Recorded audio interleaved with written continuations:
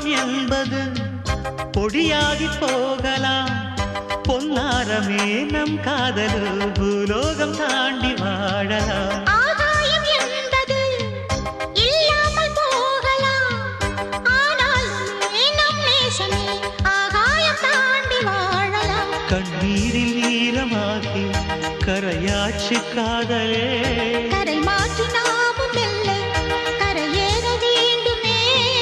நாளை வரும் காலம் நம்மை கொண்டாடுமே. தாஜ்மஹால் தேவையில்லை. அன்னமே அன்னமே காடுமலை நதிகள் எல்லாம்